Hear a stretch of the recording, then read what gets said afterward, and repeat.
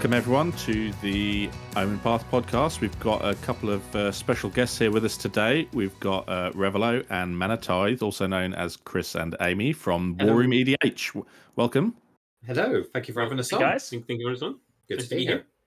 No, you're very welcome. It's nice to finally have you on after our technical glitches from the last time we were supposed to record this. My computer not behaving. Yeah, that was unfortunate. Yeah. Touch wood. Let's not jinx it. Yeah. The worst thing about it is we sat there and chatted afterwards, and we didn't have any issues once we'd called it. But hey ho. Hopefully it behaves better. Go on, John. I was going to say these things happen, but yeah, if you'd like to tell us a bit about yourselves, what the WarRoom is, and maybe a little bit about how you got into Magic as well. Chris is the better one at the spiel, so I let Chris do the spiel about WarRoom. Oh yes, the autistic person has to do all the explaining. I could go on about this for ages. So as hello everyone. If you're watching this, it's good to be here. I'm Revelo, aka Chris, Aimee, aka Manatithe. So we're WarRoom EDH, a bi-weekly EDH stream on Spell Table where mostly we try to get fellow British content creators onto the channel to play whatever decks they feel like doing. We normally let the guests decide. We occasionally do themed ones, like depending on if there's a set we're both interested in. We'll be doing hopefully Tarkir themed streams and Final Fantasy streams when they come out soon. We also do like Battle of the IPs once a year, like so whatever Universes Beyond set people want to do. And so really that's it. We've been doing this now nearly 2 years, I think now. So coming up to 17 months. Started like August 2023, I believe. So something like that. Yeah. Nice. Yeah, I know Alex and I both enjoyed coming onto the stream and playing with you. Yeah, even though we get counterspelled and beaten up. But I promise I don't just invite people on just to cast Manatithe against them. or come up and it's funny because I really like the card Manatithe. I really do. I love it because nobody expects it. I think the only person that's cast it while I've played, and you've done it every game we've played, even when we had like a warm-up game in Birmingham back in the day. Manatithe, I was like, hold on a minute, what's going on here? I do love it. I love it. It's one of those cards you're kind of aware of, but you don't think it's really going to be played in a commander game because it's just there's so much mana available most of the time. But early games, it just catches people out so many times. Or people get cocky and think, I'm just going to turn everything sideways, and not notice today he's got a single white source available. It's one of those things when someone casts like a Torment of Hellfire or an Exsanguinate, they spend all their mana, don't they? A lot of the time. Yeah. So actually, you can kind that actually happened on Saturday when we had other friends over to play, and he tapped out completely to play a Torment of Hellfire, and I managed. Oh dear! Amazing. I love that. I just think it is so on brand as well. It's just brilliant. I really, really love it. I really do. Love it. I really do. So, what about how did you guys get into Magic then? When was it? What dragged you into it? Was it the art? Was it the game work? Tell us a little bit about your adventure into Magic the Gathering. So I got into Magic around Battle for Zendikar when I first started playing. And I actually just bought a booster box and just sat in my room and cracked the box open myself. Thing you should never do, always buy singles. And then I built a really horrible standard deck out of that and just went along, played standard, and then played a bit of draft. Got into Magic a little bit, started making friends, drifted away from it slightly, and then came back. I came back around the time, I think it was just before the Edgar Markov Commander decks came out. That's like mid 2017, I want to say that is. Yes, that's right. So I drifted away from it, and then came back to it about then, and then got into Commander, and then I've been playing Commander pretty much ever since, with a little dabbling into like Modern and Pioneer now as well. And Pauper. Pauper has been playing as well since about 2018, but enjoying some 60 card formats as well, but definitely mostly Commander, playing that. So that's me really as well. You got into it before me. So I started. A friend of mine called James. He got one of the old dual decks, Kiora versus Elspeth from Pharaoh's block. So he gave me the Elspeth one, to his eternal regret, because he could never beat me with it. I got to grips it very quickly. I then bought a box of Tarkir because OG Tarkir is just chef's kiss. Nice. Beautiful set design. And I mainly just played kitchen table Magic for the first few years. I had to dabble in Modern. I went to one Modern FNM with a Mono White Soldiers deck. You can guess how that went in the years of Urzatron and Emrakul. I did a few pre-releases, did a few drafts, learned that, and then got into Commander because trying to keep up with Standard was exhausted even back in those days of like 3-4 sets a year. And then I only really started playing regularly, like full on going to when I met Aimee, which is more of a chance meeting a pub in Bristol with a few friends. And I brought, I think it was played Animal. I played Animal, yeah. And we started. Our first date was in a board game cafe. Amy destroyed me, which is kind of part of the course, set the tone for the next 5 years. And yeah, just been playing EDH regularly since then. We started content creation in mid 2023, and I've kind of diversified into doing Pauper as well. We do Pauper FNMs regularly. And of course, I still like to dabble in draft and sealed whenever I get the chance. So that's where we are today, about 12 years later. Nice. It's a very rich, diverse dip into Magic the Gathering, which is always nice to hear because I am a true believer. As much as I don't do it as much as I'd like to, I do think 60 card formats do help Commander players because it teaches you a lot more about interactions, particularly fast pace. It teaches you about synergy as well. You know, I can. It definitely, and I know you guys have mentioned Pauper a little bit.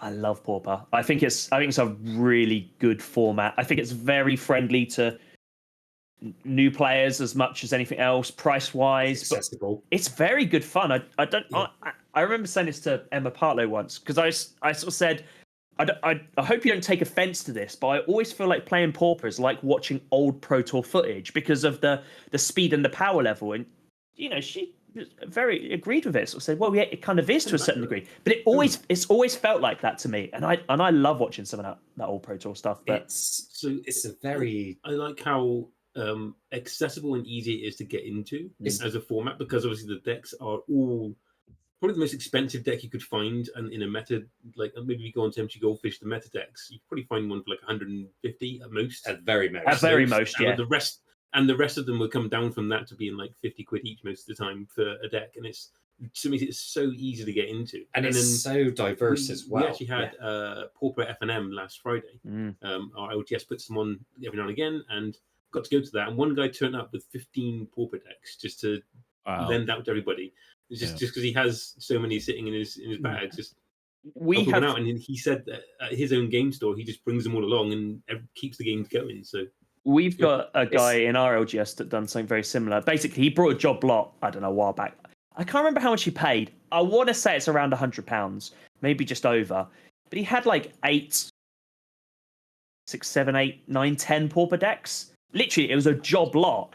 And he'd done the exact same thing. He'd always bring it along. If anyone rocked up and wanted to play, lend out decks.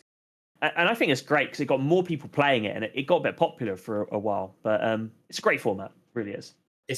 It's very diverse as well. We joke about how like Amsterdam last year it was just Pro Tour Nadu, or how Domain was ruling the roost, pun intended, in Chicago recently. But of course, when we were at Pauper FNM, you've got Mono Red Cordofa, and you can also do Mono Red Burn. You've got Mono Blue Fairies, Mono Blue Delver. You've got Simic Fog. You've got Grixis Affinity. You've got like say Golgari Eldrazi, for example. There's just you're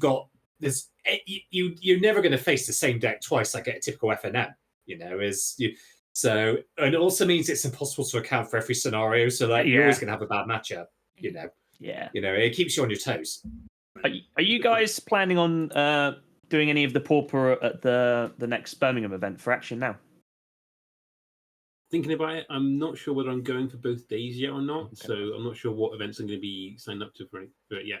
So trying to figure out. I need to get accommodation sorted for that. So I will be out of the country, so I will have to sit and weep on the sidelines and watch you all having fun. But again, I've been to Chicago, so I also think I forfeit my right to complain in that sense.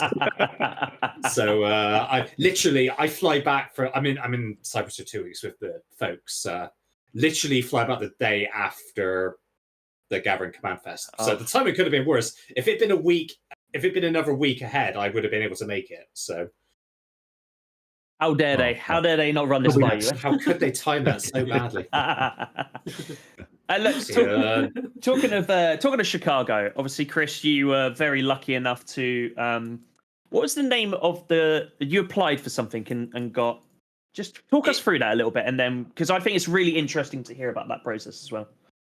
So I got the new Perspectives grant, which they award to 10 people at every MagicCon.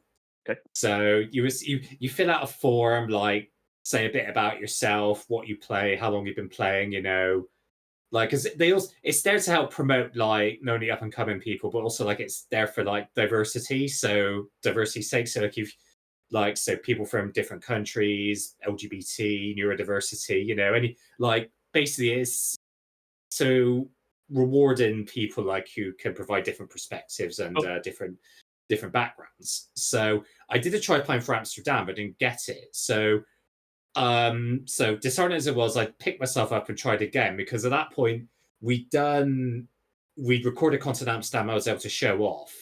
I tidied up my application because I use like Narset as an example. They always said to pick a character. How does that character relate to you? How does it inspire you? And then November, got an email from Wizards of the Coast saying, you have been selected.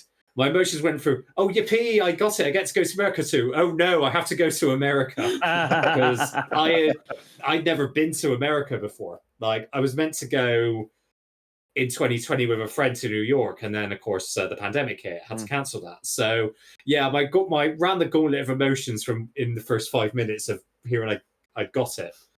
So, because we know Sahara got it in previous years as well. Yeah. So I checked her, like, is this real? Is this Samir a real person? Like, yeah, he's real and he's a good person. He'll look after you. And he did. So Samir, he's, top bloke. All the WotC staff I met there were great. And nice. Very exclusive club. Very nice.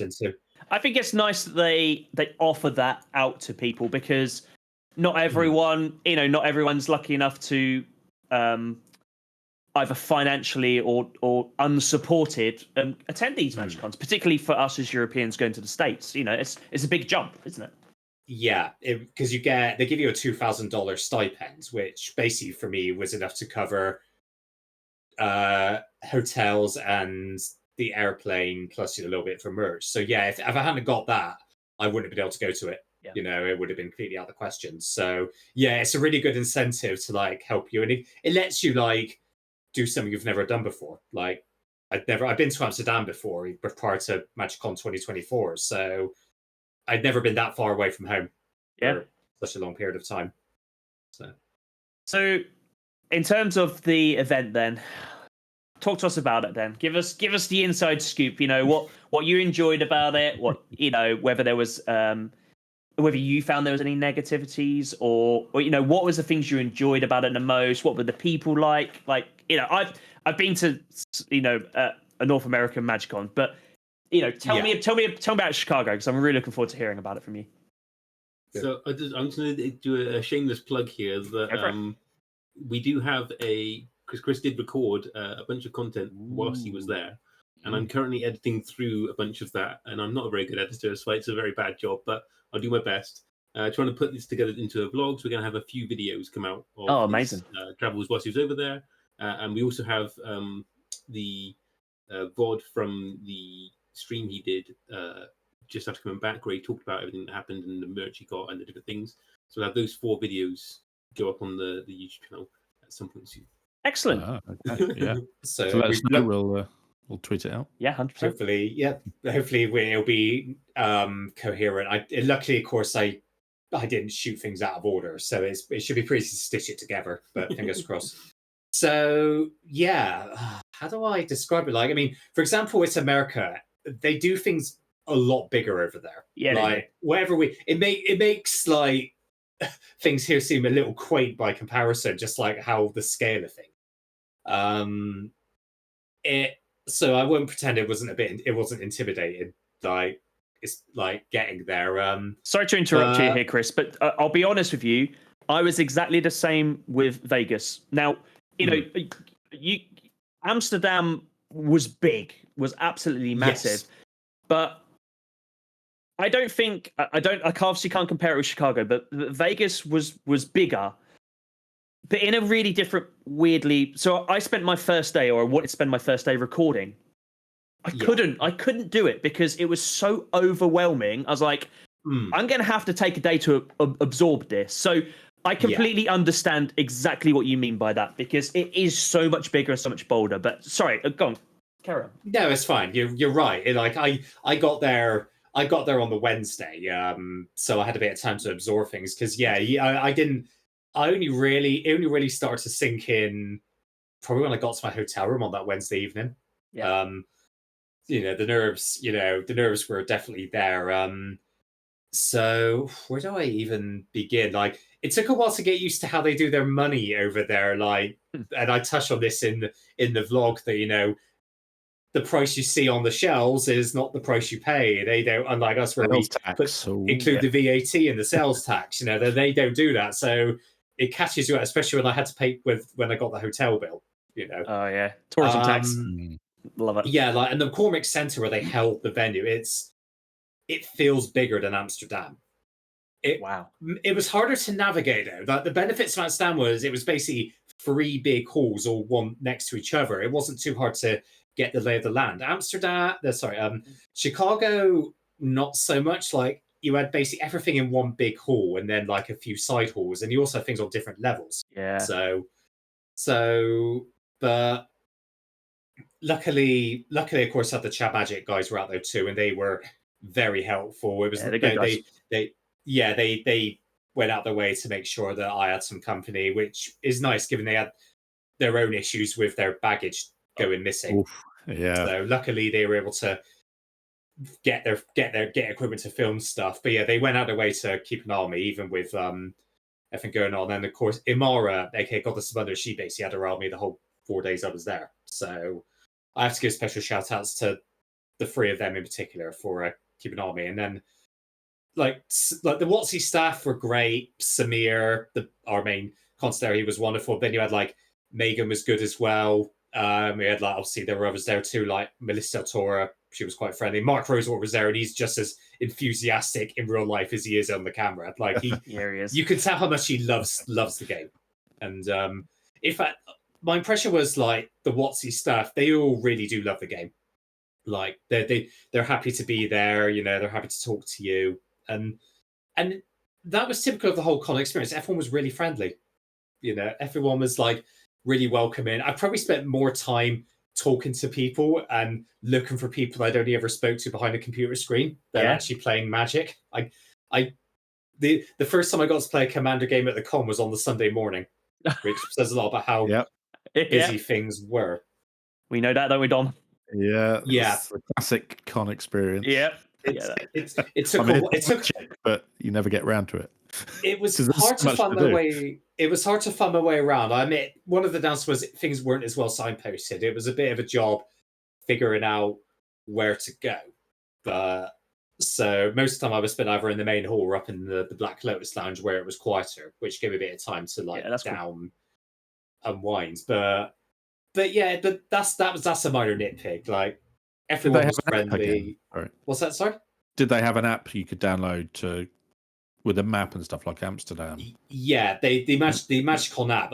You download an update for it. It updates to the current event. Yeah. So luckily there was an event, and because I signed up for Gavin Verhey's Unknown event, so that also helped me find my way a bit. But yeah, it was a bit hard to find your way around. Like, especially when you got like 3 levels of things you can go up to. That's right. To be fair, the staff are really helpful. They were probably a bit more overworked than what they were at Amsterdam. It felt that there were a lot more people at this one. But yeah, everyone was really friendly, welcoming. I had support from Chat Magic on the run out to it, as well as Imara. Also, Evan, aka Dark Pack Cosplay, invited me and some of the others to a party on Thursday evening. So I went up there with some of the new perspectives, because the other new perspectives there was Ashley Bits, Looney Lucy, Wayne Knight, and Brooke and her partner Wayne. So went up to Dark Pack's party. There were loads of I felt a bit unworthy being there, because you had Joe Johnson, Joe Johnson had Load and Ready Run, you had Tappy Toe Claws, people like that. In fact, here's a fun anecdote was that Evan had reserved a room for people to play games in, and the Load and Ready Run people, it was Ben Ulmer, Kathleen, and Graham. They took it over to watch a hockey game, which I thought was peak Canadian. And Evan walked just I reserved this for games. Everyone was but we're watching a game, And it's you have Magic players in a room, and you don't expect to find a loophole for something. So, we were in quite esteemed company there, for instance. But I know Evan Dark Pat was really lovely. They because they live locally, so their advice was invaluable and helped me figure out where I was going. I find knowing to take the metro from the airport to the hotel. So everyone was really supportive during the whole process. And really, the problem is that you don't get as much. I think we all found this stamp. You don't get as much time to play Magic as you think you're going to do. I brought my Pauper deck, a Canlander deck, and 4 EDH decks, and I didn't get to play all of them. 6 decks over 4 days. I just didn't get enough time. You spend so much time doing other activities and meeting people and having chats. So there was so much to do and so many people to connect with. It did feel weird because it was my birthday at the same time out there, and I wasn't there with Amy or my family, And normally when I go abroad, when I go to Magic Games, Amy's kind of there as to support me and look after me. Yeah. So her not being there was a bit, which is understandable. I did offer to take you, but I know you didn't want to go, and so I had to kind of learn to survive on my own a bit. But so I got my ass kicked in pretty much all my games. Even doing Aether Drift Sealed, I did not win very many games. It felt like home then, at least. It did feel like home, getting destroyed in Magic games. Getting rolled over by Mono White. Oh no. Getting my ass kicked in Magic. There we go, because I don't know how to play it. I've been playing Magic 12 years. Oh, you must know how to play the game very well. No. Yeah, I do. On the stream, you have doing a Revelo, don't you, where you missed a trigger or something like that? The counter's got to 69, and we're just kind of not using it at the moment. Yeah. Leave it where it is. Exactly. Okay. I miss my triggers. I forget to play a spell. Anytime I forget the rules, is just immediate. Slap the Revelo counter up one. But if I used to be on I used to guest on a person's Sea of Thieves streams. They had a counter of how many times I crashed a ship. So, something's never changed no matter what game I play. I forget to do my job. If it makes you feel any better, I'm exactly the same. The amount of silly misplays I make, or I'll do something, and Dom will be like, "You shouldn't have done that. You should have done A, B, and C." And I'm like, "Oh yeah, of course I should have done that." Don't worry about it. You're in good company with me. Yeah. To be fair, everyone, no matter where you are, they're pretty forgiving of mistakes or have ways to look out for you. And and that was the best takeaway from Chicago. Everyone was friendly. Everyone was welcoming. They have been at all these cons, haven't they? Even Amsterdam, I know it was at Vegas, Barcelona. All the ones I've been to, it's just been surrounded by some fantastic, like-minded people, and it is the Magic the Gathering community that makes these events, really, isn't it? Yeah, they're very happy to take you under their wing and look out for you and ensure you have a good time. In fact, one funny anecdote I've got was me and Lucy, our initial plan on one evening was we were going to go to a bar. They had a thing called LobbyCon. Yep. And they said, "Oh yeah, there's this thing on this bar. Do you want to go?" And they were like, "Yeah, sure." Then I caught when there was a Dragon Shield party going on. I heard that from Amara and the Chow Magic guys. So I thought, can I get into this? So I then spent the next, and this is 15 minutes before it starts. So I spent the next 10 minutes running around like Sonic the Hedgehog who hasn't taken his medication, trying to find someone to say, can I get into this? And eventually I found the room where it was I know these people, I heard this part of, would you let me in and my friend in? And they're like, yeah, sure, come on down. So I had to run up, find my friend, and then run all the way back down as somehow they let us in. Nice. So we got free food and drink. So I definitely can't complain. But yeah, like and Dragon Show announced for a good party. I have to give them props for like. Were the cups all sleeved, or were the cups deck boxes or something? I wish. No, sadly they had standard cups. They didn't even have a shield on the cups. They just do standard plastic or glass cups, I'm afraid. So, but funny enough, during that time, I noticed a lot of people want me to keep talking. When you're over there, a Bristolian accent is very well considered exotic. The Americans love the accent. It doesn't matter where you're from in the UK. They love the accent. Yeah, it's down here. Over here, I'm considered like an uneducated Southern hick, but over there, like, oh, just keep talking. I'm getting a bit hot and flushed over here. Sounds like you got some voiceover work coming your way from over there. I have to. There was one. You've already done voiceover work years ago, didn't you? I did.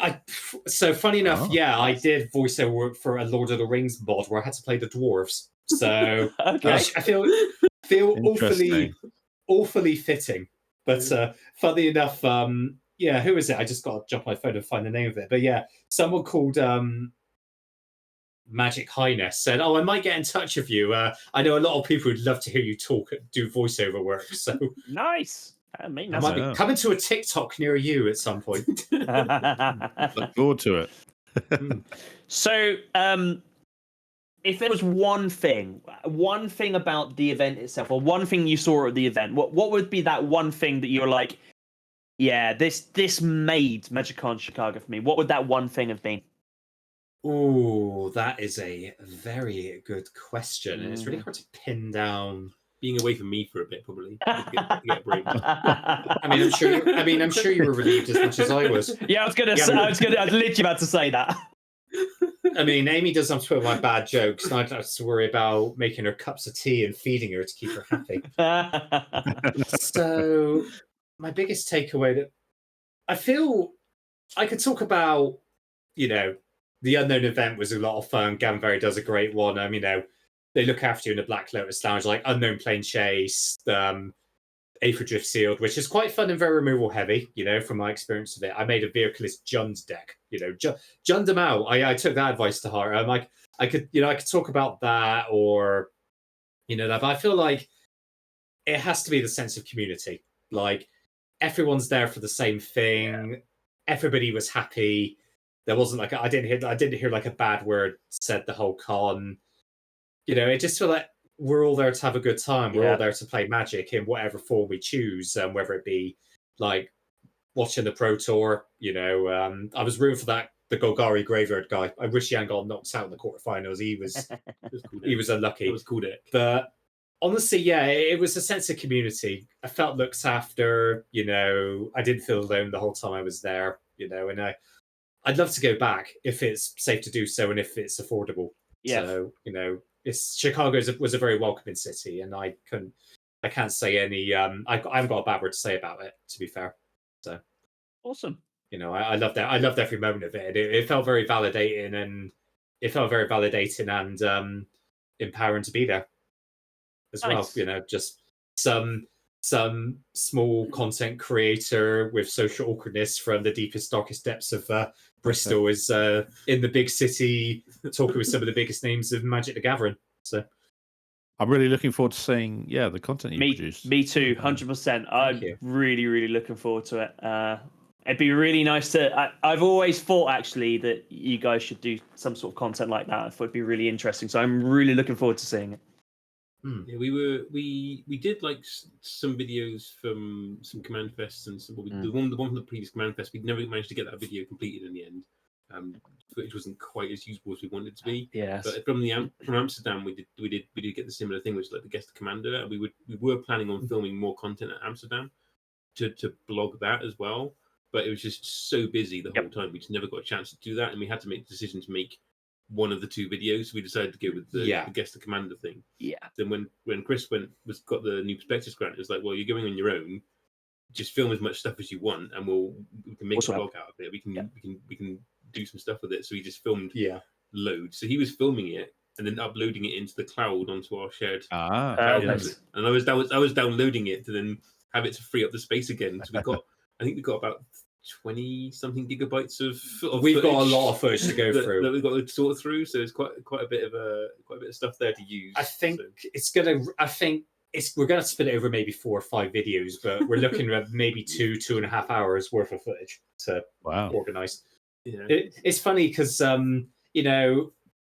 like shout to Loaded Ready Run, like Ben and Kathleen, who like remembered me from Amsterdam. I spoke to Graham a bit while I was there, but I didn't speak to as much as Ben and Kathleen, and that they remembered me from Amsterdam. And they're obviously like Misha remembered me because like I spoke to her a lot in Amsterdam. Yeah, like a lot. Some of them like who we interacted with in film concert did remember me. I finally got to have that beer at Tappy Toe Claws as well. After the best bit was I managed to I sat in on the EDH Rec cast. They gave me a free box of sleeves because it was my birthday, and I got to. Did I ever tell you the Triven story? Oh God, here we go. No.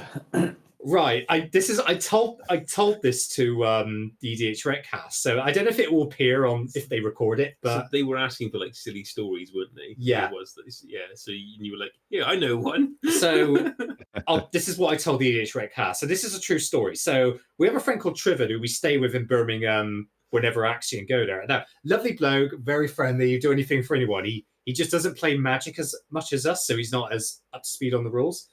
So there was a game we played. He kept a no-land hand with a Soul Ring on the reasonable assumption that, okay, he'll draw a land, he'll be able to play it, he'll be all right. Okay. He drew 1 land the whole game. Impressive. It was a bounce land. Oh no! Wow. Yeah. So from there, the term doing a Triven was born, And Triven, if you ever watch this, we love you. You're a great person. I'm sending him the link to this video. When dear. One-lander is a bit rough. I've kept a few one-landers with a Soul Ring, but I've done that. Yeah, I don't know where he kept that hand. It's a funny anecdote. We rib him for that all the time. So. And that actually got a lot of laughs from the EDH Rec cast and the audience there. And also got a round of applause with us from the UK and how everyone was very friendly. So yeah, no, that was a good experience to do that at my poor friend's expense as well. Even though he wasn't there, but he was there in spirit for a few moments. So just coming back to what you were saying about the recording content Amsterdam, I had the exact same thing. Dom will tell you, like I had all sorts of plans, and it just went completely out the window. I was just purely, it's like any new experience, but I very quickly realized I was like, I have massively overstretched myself. This was early day con Alex. Taking 9 commander decks with him. Do you know what I mean? This type of stuff. Oh, we've all done that. And that just about set up. Whereas I maybe take 3. And even that, I'm lucky. I mean, I played quite a bit at Vegas, but it's only because I was staying with Ed and Adam. So we were playing Commander in our room. But other than that, we didn't really do too much of it. But it's funny where also, by the time I kind of got to Amsterdam, I was like, right, I want to do this, this, and this. And I want to see what it is, but you just don't play because the problem is, as a content creator, you're not there to play, are you? You are there to, whether it's showcase it, go see stuff and relay it, all that sort of stuff. Like this, exactly. And there's such. I find there's self-pressure on myself to make the most of the opportunities. Not everybody gets to. I found Vegas like there was a bit more pressure because not everybody gets the opportunity to go. Like yourself with Chicago, so. You want to showcase it. You want to make sure you see it instead of when someone goes, "Oh, how was Chicago? Yeah, it was great." Do you know what I mean? Like, you want to be able to do that. But you're trying to sell it. You really need to sell it. But at the same time, it's so big that you never can. You can't really plan it. No, you can't plan it exactly what it's so big, and and when you're over there, things can change on a dime. Like you might run into somebody you weren't expecting, or you might get called away because there's a game going on. Like you can, and I deliberately didn't organize what I was doing as rigidly as I might do, which is bad in a way that gives me a bit of anxiety. Like I'd like to have things perfectly planned out. But on the other hand, it also meant there was no rush to get from point A to point B or play X game with Y people. So I think the only times I was really in a bit of a blind panic was seeing if I could blag my way into this Dragon Show party, and after I think was it over the Saturday to Sunday. So I wanted to get the Chad Magic guys, Wally and Christian, something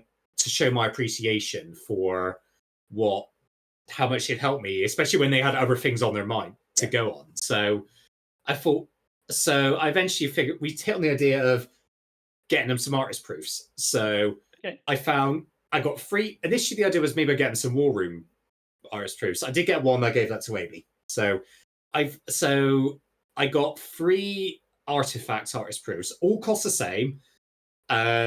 Different artifacts. Went to him and said, "All right, here's 3. We all take one. Pick the one you want, and we'll keep one each." And therefore, the least I could do was give them something as a souvenir. And I think they appreciated it. Again, it's that sense of community, isn't it? And it is surprising the people around you. Sort of, I had something very similar with when we went to Vegas. I organised a trip for me, Adam, and Ed, and so getting together with Ed was fantastic. It was absolutely great because I don't know if you guys have met Ed, but he's a keen collector and he likes shiny cards just as much as me. So we were terrible together, and we were talking about this on the plane, and it was one of those things when all of a sudden we sort of turned to each other and was like, yeah, this is going to be he's my type of man. Do you know what I mean? And I was really looking forward to it. So we went off and we had a little look around, and we were just like 2 kids in a candy shop. It was absolutely fantastic. It really was. We were absolutely great time. And one thing I'd said to him, I was looking for the Japanese Strixhaven version of Brainstorm in foil. So the Mystical Archive ones. Yeah, they're exactly. So yeah. So I don't know if you guys know, but I like to pick a card from an event, and that's like my card from that card, and that's what I wanted. And I saw one early days, and I thought, that's all right. I'll shop around. It'll be fine. And then got busy. I got to the end of the con, and I sort of said to Ed, like, I want to go look for this Brainstorm. We started asking around. Couldn't find one anywhere. Oh, no. You missed the bloated sales. And I was absolutely gutted. And it got to one of those scenarios when I just thought, I'm going to have to skip it or, try and get another one another time. But we were literally finishing. We were on our way to the airport, and Ed turns to me and he sort of says, I got a gift for you. And I was like, oh, okay. And he pulled it over and he just handed me this Brainstorm. And I was just like, oh, you picked one up. I was like, well, let me know what you own. And he's just like, Alex, it's my gift to you. Like, honestly, he's such a gent. So this is Ed from Mid Cards is where he is. So he's not too far from us. He does, him and his partner, they do all sorts of stuff. They do sealed product singles. They also like make commander decks. Like, massive shout out to Mid Cards. Ed's a great guy as well, and his partner's lovely as well. But it was such a nice thing. He was like, no. You've done so much for the organization. Again, it's that community, and it's so nice. Like, you managed to do, you've done it for the Chad Magic guys as well. But I mean, like you sort of said earlier, I never hear a bad word at these conventions, and that's such a nice thing, because you don't want to go into these scenarios feeling like, oh great, I'm going to get run down or whatever. Like, you seem to have these problems, which is so lovely. Don't have the opportunity to. No. Yeah, you might run into bad players, but you don't. You don't think any of us can say we run into a bad community. I think actually with all the. I think that's rare. Every time I've been to the conventions, I don't think I've ever actually had like genuinely horrible games. Yeah. We had a guy. You go away thinking like, we had a guy at one of the Command Fest, didn't we, Dom? Remember we sat down and that guy was just. Do you remember it's me, you? Was it Pete? No, it weren't Pete. It might have been Lee, actually. And this guy sort of sat down and was just like, game of Commander. And we sort of said, we were talking about like rough levels, and we come to a conclusion. And when he started to play, it was like, you have misrepresented this so much. It was so oppressive, which is fine. But then we would have played things to have dealt with it. And it just got to the point where it's like, This one is yours. Like, I can't remember exactly what happened, but it absolutely shut us down. And it was one of those things where he just went, "Oh, thanks for the game," scooped up and walked away like as quickly as he rocked up, and we were like, "Well, that was fun." Oh, we had that at the first Command Fest in Birmingham, the first one post pandemic, where it was me, you, and Trivet, and we needed a fourth, and a guy rocked up with was it a Sakama Primal Calamity deck? And he said, "Oh yeah, it's not that powerful," and it turned out no, he only lost because the three of us had to team up to take him down. His deck was grossly that was understated. It was still fun, and like you get mismatched games like that in. Yeah, it happens. It happens everywhere and anywhere, doesn't it? It happens.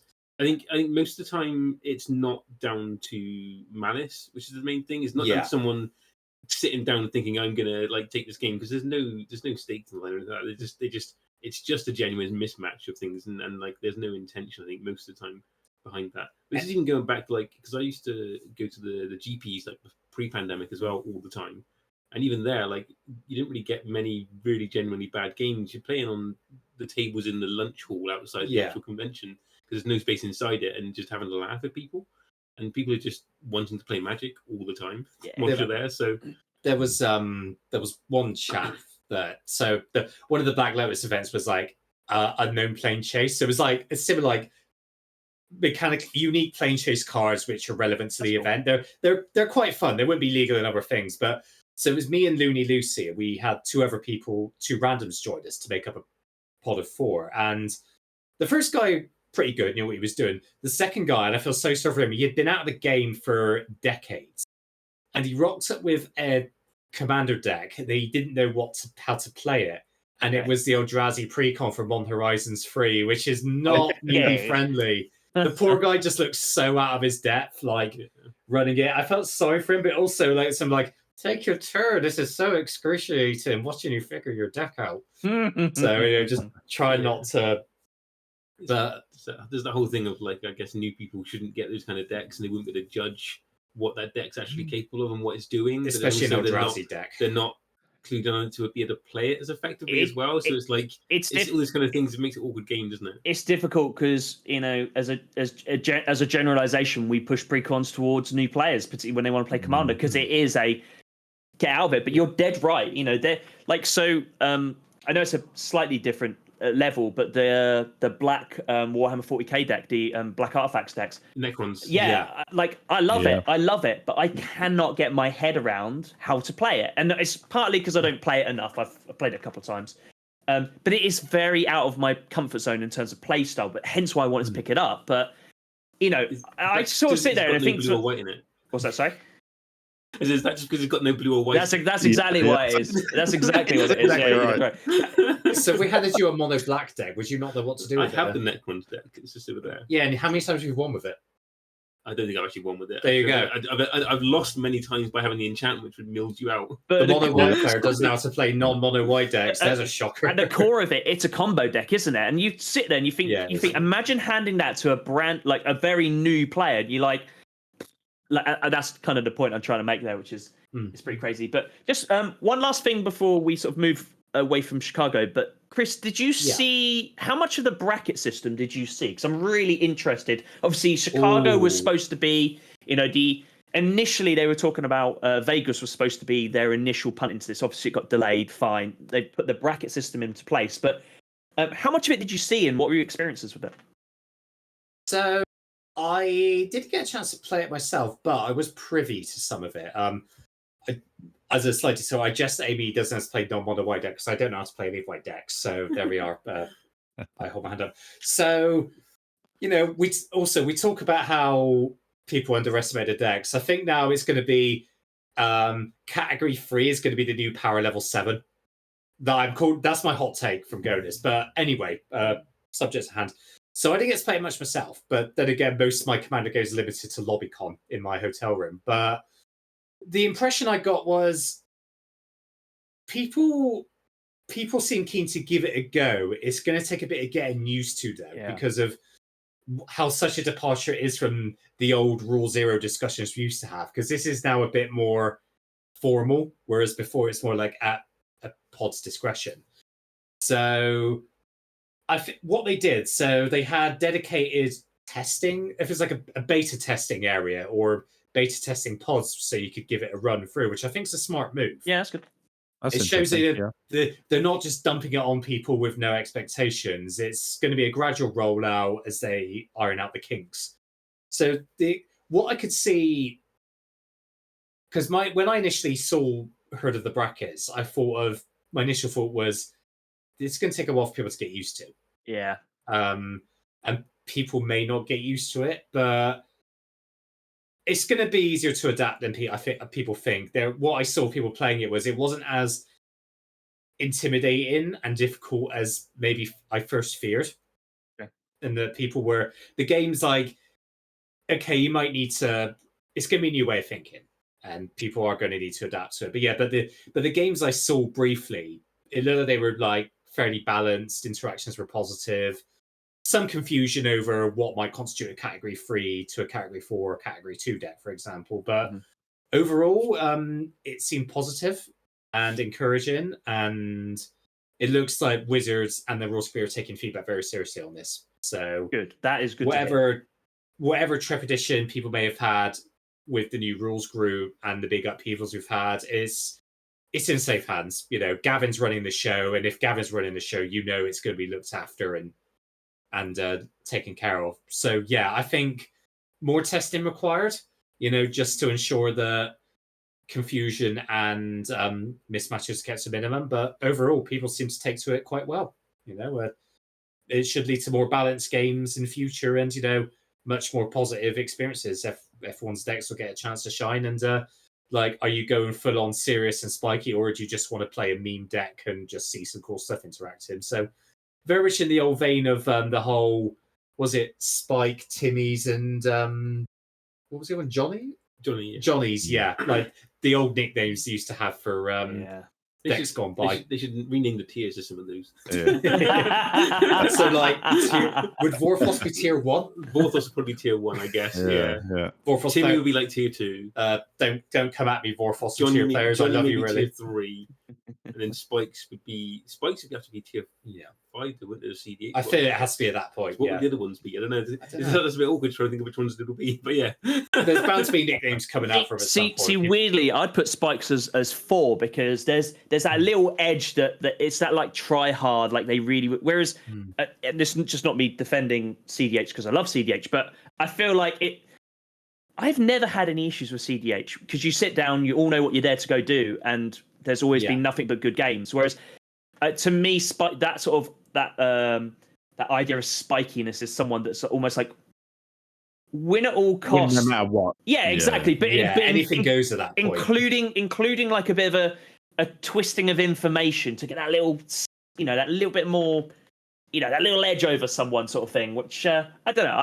That's where I'd place that. And also, interestingly, you were saying about that you think 3's going to be the next 7. I think it's going to be 3.5 is the new everything's a 7. That's what I think. I hear 3.5 and I think of a version of Dungeons and Dragons, which was it 3rd or 4th that people don't like? Close enough, anyway. Yeah, exactly. I think the bracket system though is a good tool. It can be useful, but it's as long as people are actually using it with the intention that it's being put out for, rather than just. Because you can look on things like Moxfield and it says your deck's a 2. That doesn't mean it's a 2. Oh, my Rex Nibbler deck was somehow a category 3, and I don't understand why. That's a meme deck. But then, that's the thing. You need to go in there and actually look at, okay, what was the intention behind this deck? Where should it actually sit? And rather than just using the things that the tools that you've been given as set in stone, there's more to it than that. Have you both had a chance to look at the category system or seen how your decks? What carries your decks fit into yet? Or are they all freeze for some bizarre reason? Because that's what most of mine are. It's interesting, because, like you say, I put a lot of my decks up on Moxfield, so it gives you a rating, or it tells you how many games. And they've actually split it out, so there's a game changer section, which makes it quite easy to see the ones you've got in your deck. And it's actually, you've got a lot of these 3s that, if you take these 3 cards out, that means it's a 2, but it doesn't. It just means a 2 is your basic precon with no upgrades, right? And then almost anything else is going to be a 3 leading into a 4, honestly. I mean, Moxu got that rolled out very quickly, but then I understand they were in contact with WotC anyway. So fair play that they had that there for people to assess. Yeah. Actually, like most of my decks though as well came out from those ratings as a 2. And it's just like they're not. Yours are not twos. They're not all 2s. I still need to actually go through them and actually like assign my own ratings to them all. But I've done it for a few of them, but it's just it's sitting down to actually go through all that when you've got so many decks like that. I was just relieved that my Narset and my Jory decks are category 4 because the amount of time and effort I put into those. So that's like validation. Anyway, sorry, Alec, you were going to say something then. You're going to. I was going to say, yeah. Sometimes your commander just tells you that it's a 4. Right, it's like there's no getting around it sometimes, and it's like especially the commanders that are on the game changer list, instant 4s. Yeah, we discussed this on a podcast, and I think it's very important to caveat that this is their beta. They are trialing and testing, and this will change over time. Actually, interestingly enough, I don't know if either of you guys knew this, but actually Scryfall also indicate game changers on their listing, which I didn't realize. I didn't realize till the other day. I was like, why is that a funny color? And I looked at it, it's like, I think I was looking at a copy of Ristic Studio or something like that. And I was like, oh, it's because we got some friend coming in there. Very friendly. It's exactly the same as well. So there's a little like GC over the corner of the card. Exactly. Which I think is great. I mean, fundamentally, I think again, we've spoke about this on previous pods, so we won't lean into this too much. But I think this is a great system for beginners and for people new to the Commander format. Yes, it will help identify levels a bit easier. But I think like the old system, so like by old system I mean the 1 to 10. I think if you use it with the best intentions and full integrity, you will get the most out of the system. If you bend the truth or misuse it, I think you're going to cause potential feel bads with other players. Again, I'm a firm believer. It's the 1% that misuse the tool that will give the tool a bad name. I just hope it gives time to settle and to blossom into something a bit more concrete. But I mean, I'm very impressed with what they've done so far. So, and I'm glad that I'm really glad actually they were actually testing it in Chicago, and I hope they get some really good positive feedback. I hope so too. Or feedback they can use to go, okay, this was good, this wasn't quite so good, what can we do? And I just reiterate what you just said earlier. I think Gavin's a safe pair of hands. I know the storm that happened beforehand, but he's good. He is good, safe hands, and I think he will navigate that into a good place. 100%. He takes it very seriously, and it's change. It's going to be intimidating, especially if you're old and cranky, like I think we all are. So, but it's positive. I think it's positive change, and I don't want to feel like I'm become a big WotC shill, but the impression I got from the Royal Square and also at Chicago was like everyone at WotC is a good person. You know, they want what's best for the game. Okay, they might be working to constraints or short turnarounds or like high mandates higher, but they're trying to do what's best for the game. You know, I can't fault the staff working there one bit. So I think one of the things I like about that system at the moment is that it is going to change a little bit, but it is kind of coming from one place. Good framework in a way.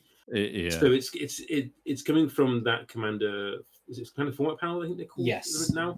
What kind of panel? It's coming from them. It's going to end up having hopefully communicated well enough from them as well. The communication's been okay so far, but it's going to end up being the same thing and from one place. And from before, when we had like the 1 to 10 system that was used, and like nobody used the certain numbers, and everyone kind of had their own little scale of it. It was all coming from different kind of places. Yeah. There was so many mixed messages with how that system was supposed to work. No, you're dead right. It never worked. Mm-hmm. So having a set system that's coming from one place that they're going to test and they're going to try and like iterate and improve, and it's all from the same place as well, and everyone has access to that same information, it should hopefully mean that, 2 years down the line, we have a nice, decent system we can all use. Yeah. It's something to look forward to. I think it is, yeah. I'm looking forward to seeing how this continues and what further testing results in. 100%. Yep. Which is all I think all Commander players asked for, which is something that was better than the previous system. It'd be interesting to see what happens. Like even this time next year, it should have bedded in a lot more, and we should have to start. I mean, we've got our first. It's April. We've got our first potential bannings and unbannings. So that'll be the first announcement where they start to introduce, potential bans or unbans. It'd be interesting to see what they do. I'm keenly looking forward to it. I think that one of the issues of the old system was how very hard it would be to categorize your decks into a single number. I think that's kind of where the whole joke about things is 7, because when it's just a number system, it's hard to figure out where your deck slots into. What we got here is less numbers, but with clearer guidelines for each level. Yep. So and for someone who likes this organization, that's a godsend for me, because it gives me a better idea of where do I categorize my decks. Like, the downside could also be that you could potentially get a big disparity in parallels between various category 3 decks. You may meet the criteria, but I think as we discussed, as you said, intention that goes behind it as well. Yeah, exactly. Yeah. And as you said, a bit of honesty with yourself when you're rating your own decks, doesn't it? In some way, there's a lot of cards that probably should be on the game changer list that aren't, for example.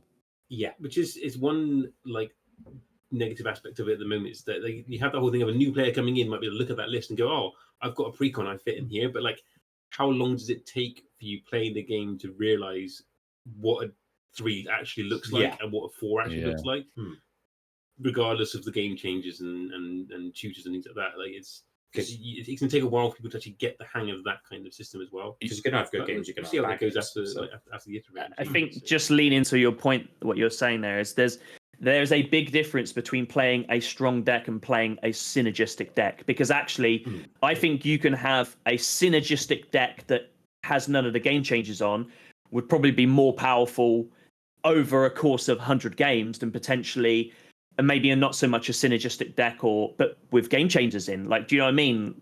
And I think this is where where we're going to start seeing the biggest differences will be between that 2 and 3, not the 3 and 4.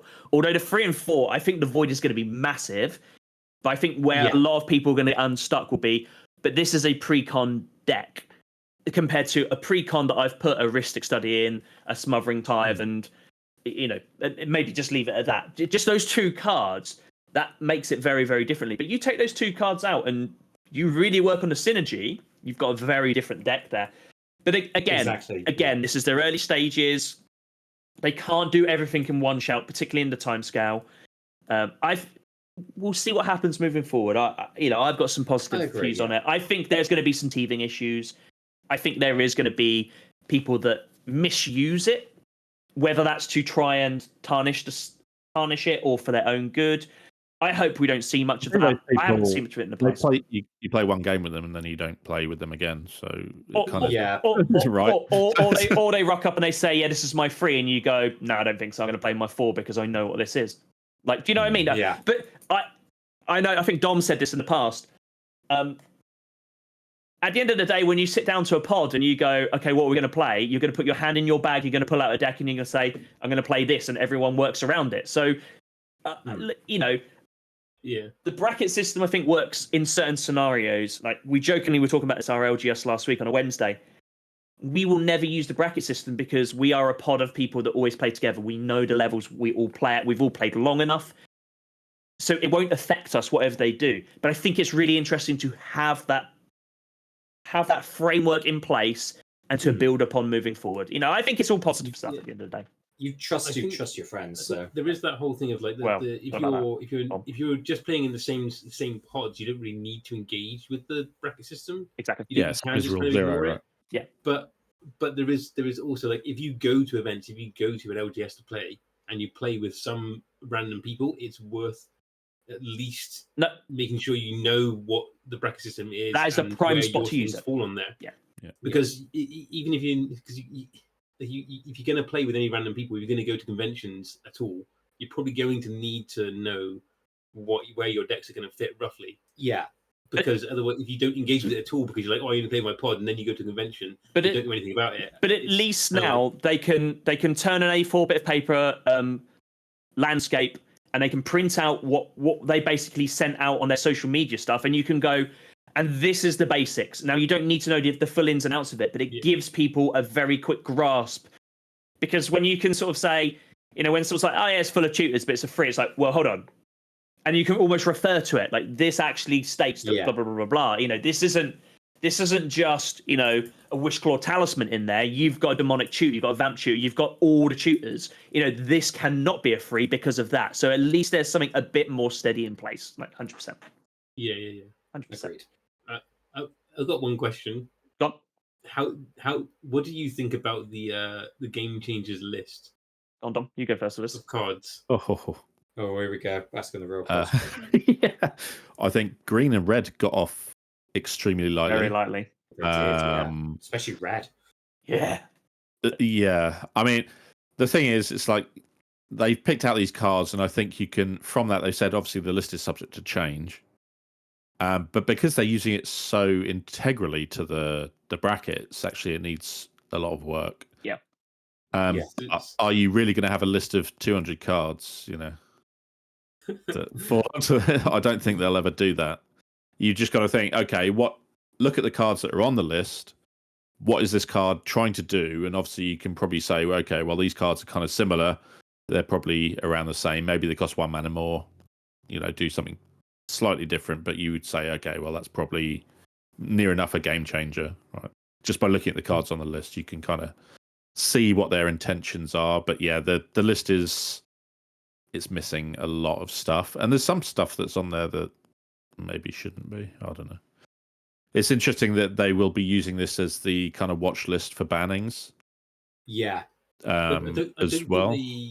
It was kind of like not so much a watch list for bannings. It was just that if something wasn't yet banned, it might go off there. It's like, I don't think it's really a watch list as such. It's kind of weird wording in a way, isn't it? That like it's kind of like Wizards doing Robert De Niro going the whole. Yeah, the wording was if a card gets banned, unless it's an emergency like Nadu, it will come from this. It has to, it'll have to come for that list. Hence why I think it's been referred to a bit like that. So it's like if a card comes out, say in the next set, and it goes straight on the game changer list, you might think actually there's a chance that might get banned. Oh, a bit like Train Your Ram in Pauper after Modern Horizons 3, to the point where Emma Partner was getting people coming up to her and signing that card, ironically. Yeah, that was the pre-ban, wasn't it? It was banned in Pauper before it came out. Yeah. Which they don't do very often, but you know. I love as soon Gavin said that. I love Gavin said, "Oh yeah, there's a card we're watching for Pauper," and as soon as that was his, Josiah was like, "Yeah, this has to be it." Yeah. I say my thing with the game changer list though is that I don't think any of the tutors should be on there.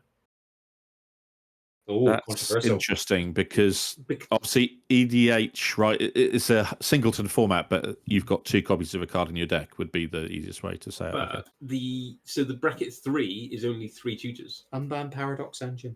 Yeah, you're allowed with 3 tutors anyway, and no game changers. And then bracket 4 is game changers. So you're already controlling the tutors with the lower brackets. So why are they on the game changers list? This is why I think Green's got off light, because they're not counting land tutors, are they? Yeah, or Worldly Tutor or anything like that. I think Greece and Zenith got on there, didn't it? But that's about it. If you took off the tutors off the game changers list, the list is already like half the size it is now. There's so many tutors on that list.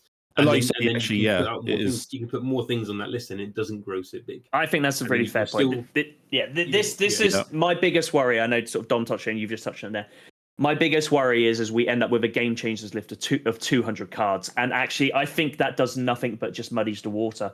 Because exactly. I mean, I think it's difficult. Are there cards? Dom's dead right. Sorry, Dom is dead right. There are cards that are probably not on my game changer list that probably should be over some of the other ones. So you're right in that respect, Amy, and I agree with you, the tutors actually. But I think they had to put something in place initially to build upon, and I'm hoping once they've done a couple of iterations of like bans and unbans or whatever they're going to do, I'm hoping that stuff then starts to settle and we start to get I mean, I would personally, I'm a big fan of having as minimal banned as possible. I understand there are cards that are banned for different reasons than just playability, and I understand all of that, including power. But I also do think that I would like to see that list quite small. I would actually rather see it instead of like a game changers as what Dom was sort of saying earlier, which is we're keeping an eye on this because it is causing problems potentially or issues more so than, have a list of 200 cards. I think it should, I'd kind of like maybe 20 to 30. I know that's really slim pickings, but I think it makes it easier to remember these cards instead of, because if there's 200 cards, you've got to remember 200 cards potentially. I know, all four of us are going to sit down. We're going to play a game. It's not going to really matter because we're going to have an open conversation. And we're going to be able to work this out ourselves. But we trust each other enough to exactly. But again, we're talking about people that are coming in for new players potentially, or gives people a framework to work at conventions and venue, and events and stuff like that. I think if you start sort of, supplementary handing out a list of 200 names, like just make sure you don't keep an eye on these cards, make sure they're not on your decks, blah blah blah. Like it's gonna get to the point where it'll get almost too confusing, so people will start to drop it. I think when you get to that point, you've lost the room. I think they want to keep it nice and simple, at least initially.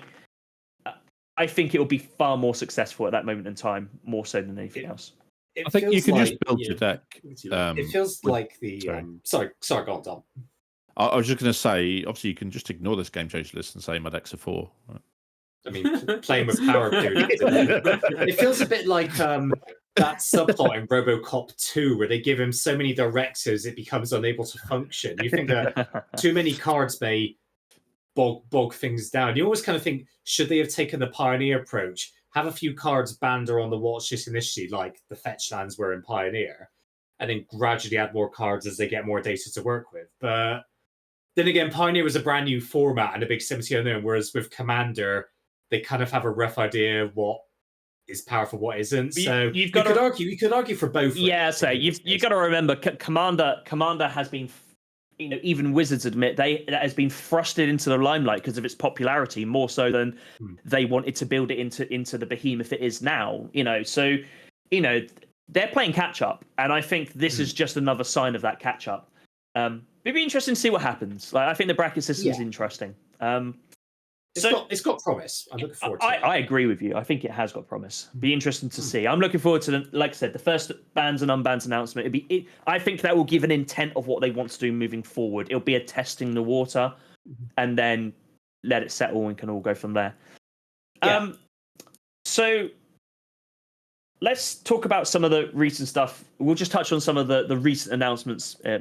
Since we leave last podded and whatnot. Everything's doomed. Sell out now. Exactly. Yeah, exactly. Immediate reaction there. I apologize. No, you're fine. You're fine. I'll edit it out. It's fine. Yeah, just edit that out. It's great. Yeah, exactly. So, one of the first things, there has been Dom. You're probably better to talk about this than I am, but there was an announcement not long ago talking about foundations. Basically, there has been an issue with foundations and the printing. I don't know what it's like at your LGS guys, but we haven't seen. I haven't seen a foundations bundle come back into our LGS since probably week 1. I certainly haven't seen any collector boosters come in since week 1. I don't even know if there's play boosters, or if there has, they've gone pretty sharpish. I don't know what it's like your neck of the woods, but they're obviously identifying there's been an issue with this latest announcement. But what's it like your neck of the woods? I don't think we've run out of play boosters. Play boosters are still there. Everything else is gone, I think. We haven't. So let's be fair. Foundations, great set, and has done a lot for standard. So we did run out of play boosters actually. So we went trying to find some. Oh yeah, we needed some for we needed some for prize pools, and we couldn't get any. We had to go to all the LGSs in the town. So yeah, you're right. They did run out briefly. I think they've restocked, but a couple of weeks back there was none. So yeah. Let's be honest, Foundations, fantastic set, has done a lot for standard. Like, I know Wally and Christian have said, there are standards events for firing. There's standard events firing at our LGS. And to put some context, all the pre-releases at our local ones sold out. Foundations has been that good and that popular. I'm not surprised it's been hard to find. But at the same time, for a set that's meant to be in set for 5 years, did they not anticipate demand? Or, should they have realized there's going to be people wanting more of these cards? It's hard to say. I don't know what it's been like for you two. So, yeah, I mean, I think I'll go through what the announcement said. So they've said that there won't be any more collector boosters or bundles printed. So those products basically been discontinued. But they've said collector boosters. They're supposed to be a single run because they're for collectors. Okay. So, fair enough. Bundles, I think, is a shame. Yeah. But they have said they're going to be reprinting more play boosters and the starter collections as well. So that was a bundle of a set amount of cards. You knew what you got in it, and there was also some boosters in there, basically. So I picked up one of those. That was really good. But yeah, no more collector boosters, no more bundles. That kind of makes sense for collector boosters in a way when you think for the collector boosters. I guess for the bundles as well, it's like how much product do they want to be reprinting of this thing for the next 5 years? I guess, but like in the collector boosters, just trying to think off the top of my head, what was actually in those? And is any of that in because they change the booster pack makeups all the time now? Well, have done every years. Is it there's cards that are in there which just aren't in the play boosters, isn't there? The printings and certain artworks, I think. Are they because they don't appear on there's random slot at all? The Ladder Royals, like Japanese one. No, it'll be artworks. That's it. Yeah, artworks and special guests. They're the main things that you won't see. Special foils and things. Yeah. But is it with play boosters? Have they got like a slot which is like a random card which could be from the not the special guest ones obviously, but like the other ones? I think it's still you still have access to those cards. It's just rarer, I guess. Yeah. So there's nothing in a collector booster mechanically that you can't get from a play booster. So from that point of view, it's fine, right? Play boosters, you need them around. They're the lifeblood, especially for those. Because that was their idea to try and salvage draft and sealed events. Particularly for effectively a core set. Like there needs to be around 100%. Yeah. I think it's not a problem really for getting hold of cards as long as they keep the reprinting of it available and stores aren't running out again. I guess, and they wanted to keep standard going. I don't play standard, so I've got no stakes in that anyway. But there are several people in our LGS who play that, who enjoy that. Several people on the Discord to enjoy that. So you want those people to be able to get their cards when they want them and be able to build their decks. So. It's an intro set, so reprinting starter decks, play boosters, that makes sense. They're the ones you'd expect them to do. Collector boosters are for like those who just want to treat themselves.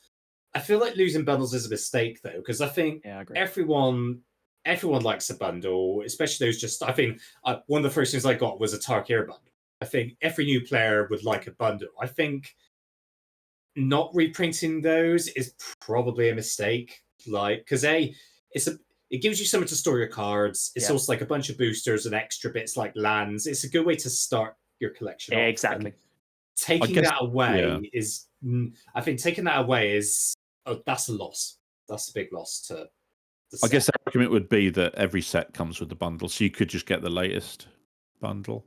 Yeah. But getting those Foundations cards, and also with the 6, we kind of touched on it in the last pod, that actually now that there's going to be 6 sets every year in Standard, a lot of these Foundations cards might just fall out of Standard anyway, naturally.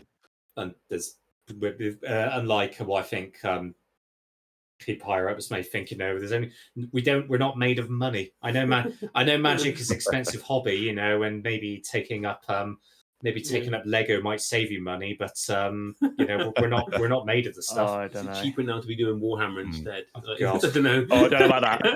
I don't know about that. We're probably nearly there. There's an Imperial Knight sat here just behind me. Yeah. I've got a Lego Concorde looking at me from the corner, so I'm hardly want to complain there. Yeah, we've also got Warhammer figures on the thing behind us. So actually, in the last pod, Wally said very interesting to us. He said, actually, if you want to moan and complain about the price of Magic, it says you want to look at the pricing of like model trains, model railways, and that sort of stuff. Yeah. Oh god, yeah. Because that's mega money. And the problem is so I used to.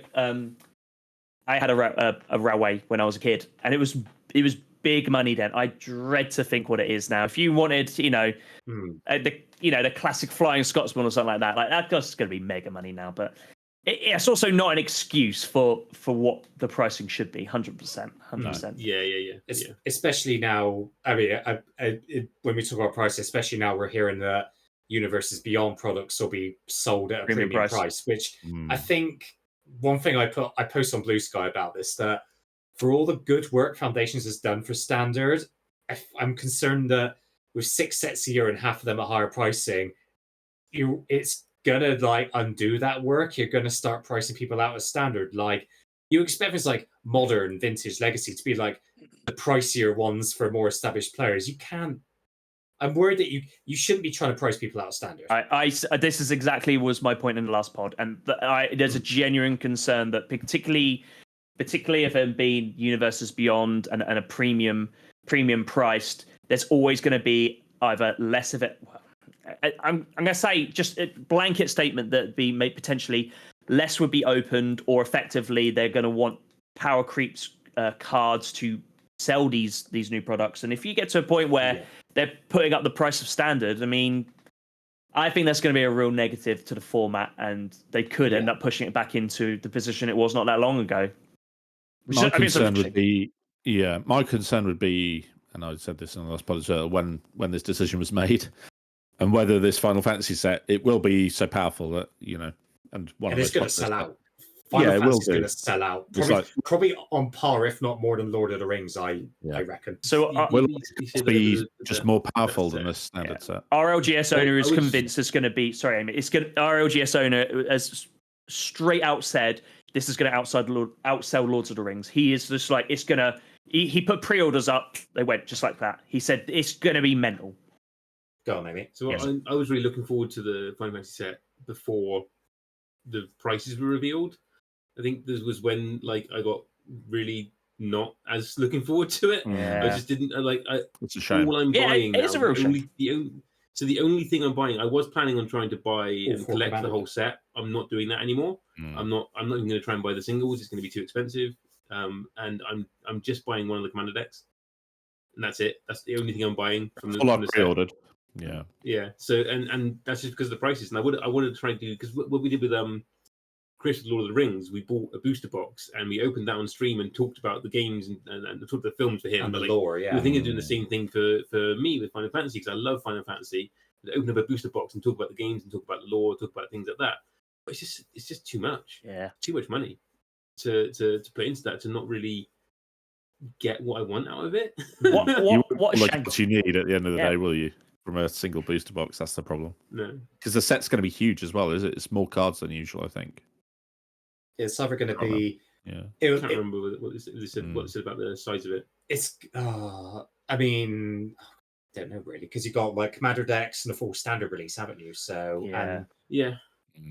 I think that's all I know. Because the standard the play booster box is 230, I think, but that's probably gone up now. And then the collector booster box is about 450 as well. And to give a point of comparison, we bought a booster box of Double Masters 2022 when it came out, and that was about 220 quid for a single box. So there's a comparison. A master set as well. It's as expensive as a master set, and we know that Double Masters was packed with value to justify it, but we don't know what we're going to get with Final Fantasy. But then we haven't seen many of the cards yet, so we don't. We haven't got into assessing. Because if it does end up being the set that's most opened of all time, then the singles won't actually be expensive. Yeah, that's the saving grace that could end up happening. But it's then robbing collectors boxes and then not needing 3/4 of the cards. Yeah. What do you reckon? I think with it going into being standard legal, also into things like Pioneer and Modern, there's going to be cards which see some sort of playability in there, which would be quite expensive. And you've also got just the collectability of the cards. And I think Final Fantasy fans will be far more interested in collecting a lot of the cards than maybe some of the Universes Beyonds that we've had before. So how much product is going to get open but won't turn up on the secondary market? Final Fantasy players aren't going to know to put it on, say, Card Market or TCG Player, for example. With the fact that the set's probably going to sell out super quick, are they reprinting it? Are they printing any more? How much more they're going to print of it? It's a standard set in the middle of the year. They're going to move to the next set after a few months, and it sounds like there won't be. Probably don't see it again.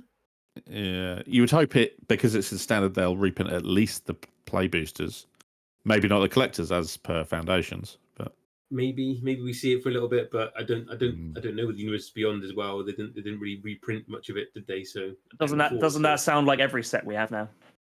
I mean, I guess. The things that you still see booster packs for the in-universe ones, but will they reprint the Universes Beyond ones as much as that? I mean, we get so much coming out these days. I can barely remember what came out of what year. So, you know, how long Final Fantasy's getting all the hype, but then how long before we've forgotten about it? Well, before, we've got Tarkir literally out. around the corner, and you feel like it's barely been talked about, which I think is a real shame because I'm really looking. It feels like it's an afterthought, which is a shame because that's the one I'm more excited for. Me too. We kind of like veered off the original conversation. Yeah, yeah, that's fine. It's what we do. It's what we do. Yeah. But then it's somewhat similar too, because we talk about how the scarceability of Foundations stuff and how they used to be printed. Yeah.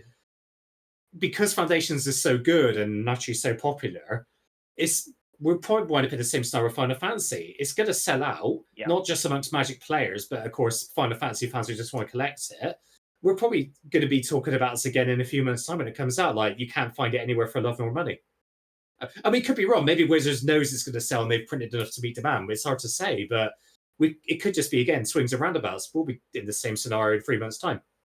We'll see. I got told by someone once before, I won't say the name just in case I don't want to put their name to this, but I think they made a really good point, which is I always would sort of say to them, I don't understand why WotC don't open another 1 or 2 printing workshops or something like that. They could, it takes some investment, but they could double the amount of product they print, blah blah blah blah blah. And he stood there and he sort of said to me, he's like, why do they want to do that? You got to think at the minute they're probably selling 100% or close to 100% of their stock. That is the perfect business model. They leave you wanting more by not overprinting it. It puts secondary price up, and you kind of sit there and you went, yeah. Unfortunately, I think you're probably right. It's a real shame, isn't it? And they probably still have enough they can use for like events to give out to people. So they aren't. They're selling out their stuff, but the rules. Yeah. Well, you say that as well, but the Maliga pallets turn up in a random like dump site. Yeah. Oh god, yeah. Mulching masters, commander masters, because they put in too much of it. That's exactly what they want to avoid. They want to sell every card. Exactly. So you do kind of sit there, and as much as that has a bit of a can't quite think of the word, but there's a bit of cynicism to it. You do kind of sit there and you think, well, actually, in terms of a business, that's probably exactly what they want, because they want to sell everything they print instead of it sitting there and having to, gift it away to people or whatever. Well, it's also a good look for the storage space in a warehouse is expensive. Expensive. So they don't want to be paying to store it anywhere. They want to just sell it on. So needs to just get going and get to the next set, sell everything else. I mean, you look at their profits; they're not struggling to sell product. I think the last sets that were maybe a major dud was probably War to Spark Aftermath and Innistrad double feature, because you can still find plenty of boosters of that for like £5. And that's not to disparage double feature, because Aimee loves the way that looks, but you could it's so easy to find some sets like that which didn't sell well, whereas others like Foundations, it's you're lucky if you can find a pack or 2 going anywhere. So supply and demand, unfortunately, isn't it? When they print value into a set, it flies off the shelf, and when they don't print value into it, quote unquote, it seems to sit on the shelf. And the double feature was a great example about that, really, wasn't it? It's a quote from a fair bit of value in the cards. It's just that but not many people want it. The cards are scarcer. Not people. It's a quote from Field of Dreams. If you build it, they will come. It definitely didn't. The aesthetic of the set definitely didn't appeal to everybody. Apart from you, I guess. Apart from you, yeah. It was also missold, because when they first announced it, they said it's a curated, special thing, and it wasn't at all. It was just both sets going to match together. Yeah. So you could have pulled the same card that was printed in both sets. Just to I think a booster was like half and half, roughly. Something like that, wasn't it? In this run, Chris and Val, I think. But it was basically the sets. Even so, I've been working on collecting the whole set. The set even collector number is like halfway through is one set, and then it goes back to white. So normally with a set, it goes like through the colours, and then through the lands, but it goes through the colours and then back through the colours. Oh, that's in interesting. The collector numbers, because they've put the 2 sets basically back to back in the collector order number. I didn't realise they'd done that. That is interesting. That is. So let's drag back onto a subject. So we recently had an announcement for the Command Fest. Obviously, we touched on this on the last pod, that it's looking pretty slim that there won't be a European MagicCon. Well, pretty much a guarantee that there won't be a European MagicCon this year. I think they definitely would have announced if need be. But also the Command, also the Command Fests are a bit. Now, they're a bit limited at the minute. Now, admittedly, there's still a lot of time for these to be announced, but importantly enough, Wizards isn't supporting particularly Command Fests in the UK, or they've not announced anything at the minute, which I thought was very interesting, which is putting obviously companies like Action a bit of a bind and a bit of a position. But it sounds like they're slimming down on their Command Fest as well, which is quite an interesting one, isn't it? They've only got 5, haven't they, as of the time? We had 2. They announced 2 last year. There was 1 in China, 1 in the US. So now they've announced 3 more, which does include the one in May in Birmingham, which of course gives people only 2.5 months of notice to make their plans. I could be wrong, but I don't think that is an official Command Fest. I don't think it's supported by Wizards. It's on the official website, I think. Is it? I haven't seen, so I don't know. Let me. Carry on talking. I'll look it up in the meantime. Let me just double check. I don't know, but yeah, that's interesting because they haven't been. It's been lacking in announcements for European side of things. So they've got one. Is it France or Germany? I know JK have just been announced as hosting. I can't remember. I missed completely where it was, but I knew theirs was going to be an official Command Fest, a sanctioned by Wizards Command Fest. I mean, we call the action events Command Fest because they were endorsed. Obviously, the one that's up and coming in Birmingham is a The Gathering event. It's not a Command Fest. Although there will. Sure I thought it was both. Command Fest. I think Alex right. At Action said it's a Gathering and a Command Fest. Hang on. Okay, so this is on the official Magic website for Command Fest. So the 2025 lineup, as of now, is April 18th to 20th in Orlando, Florida. Mm-hmm. Then May 17th to 18th in Birmingham. And then there's one in Shanghai a week after that. Oh, so yeah, and this is on Magic's official website. So yeah, this is. And they've got the next 3 as well. And then they've got 3 more events. June, July. Sydney, Bonn in Germany, and Worcester in Massachusetts, I think. Germany was the one. Bonn was the one I heard about. Yes, right. Yeah, July 11th to 13th, which... Yeah. So the action one is it's an official Command Fest. Yeah.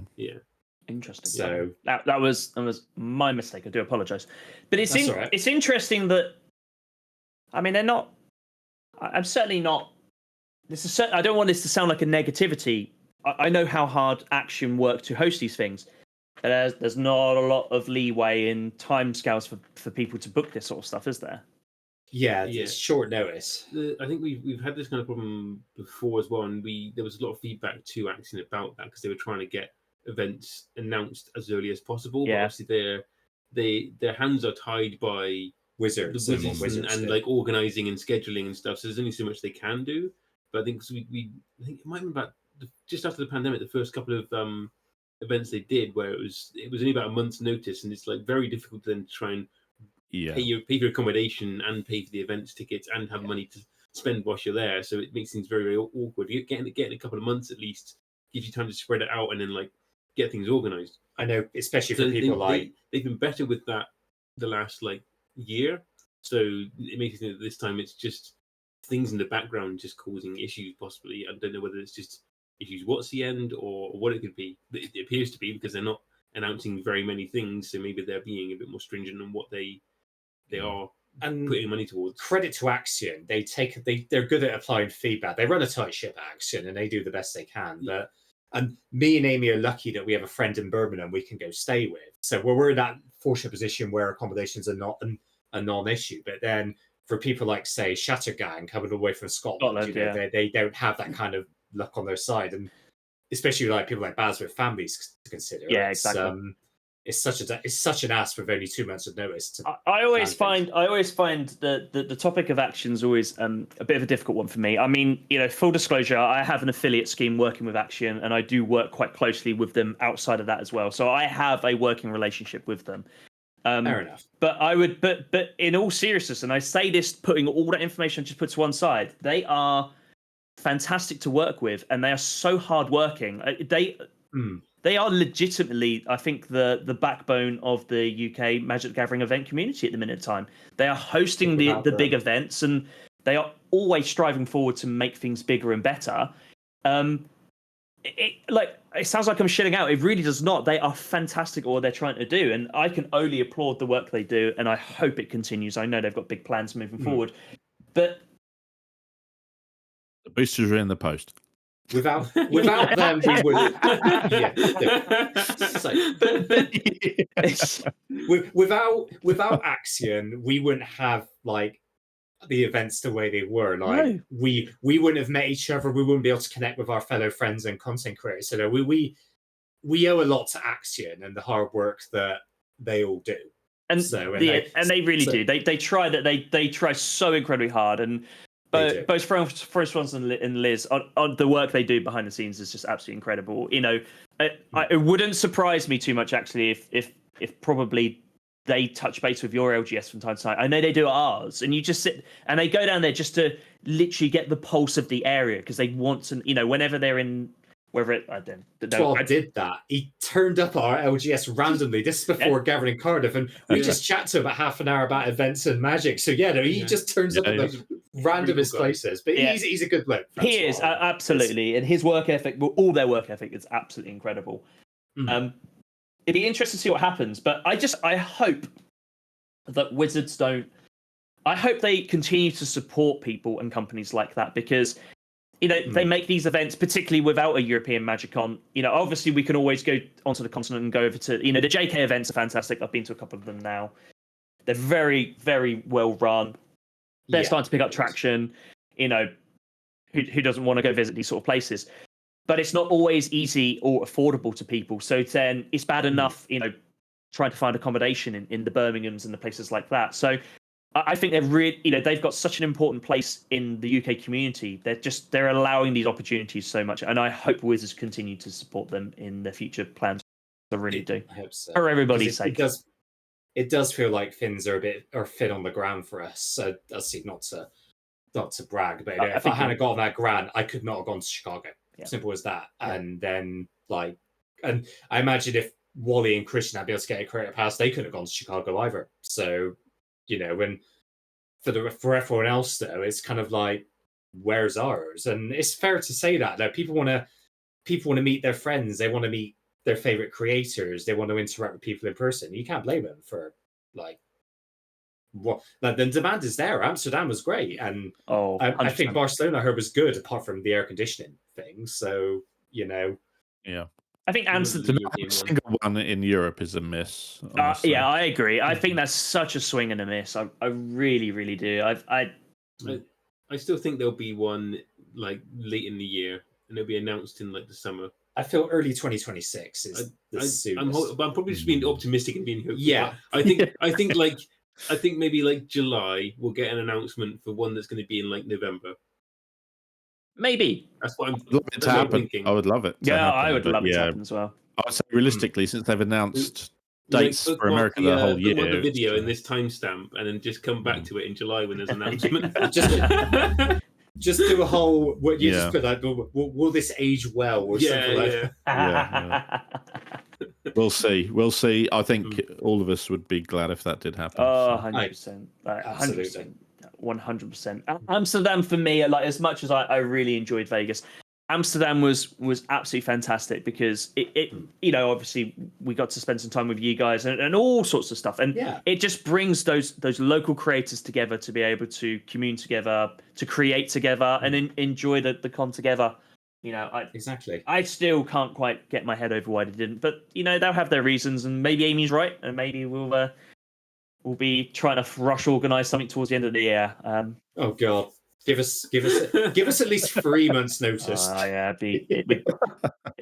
Definitely would be really, really nice. Okay, so we're going to start wrapping the pod up, but I want to touch on one last thing, which was announced today. The SpongeBob secret lair that was revealed. Dom, I'll start with you. What are your thoughts on these, man? so they've obviously picked these cards quite carefully, or the artwork for them. So Yeah. everyone's seen. If you haven't seen them, go check them out. They've been revealed, and you can sign up for more updates if you did want it. I think it comes out in 2 weeks' time from when we're recording this. Mm-hmm. And all of the carded images are memes. So they're all the different meme images that you see all over the internet for various things. And as someone who just simply never watched SpongeBob, actually, suddenly that's made it a little bit more relevant to me. Because I've never, I think I saw the first movie in the cinema. Okay. When they were surfing on David Hasselhoff and that, which is absolutely hilarious.